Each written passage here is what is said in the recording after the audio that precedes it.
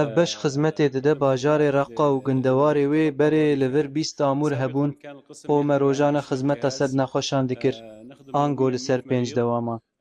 Helbet ev amûr kêm bûn û têra nexweşên parêzgehê nedikirin. Bêguman pirsgirêkên me bi nexweşan re hebûn.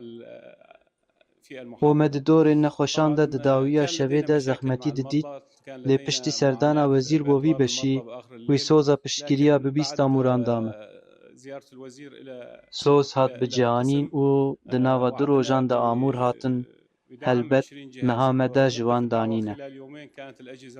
Bêguman bi 10 amûrên pêşînên ku me saz kirin, zehmetiyên welatiyan kêm bûn û dor ji hemû nexweşan re guncav bû.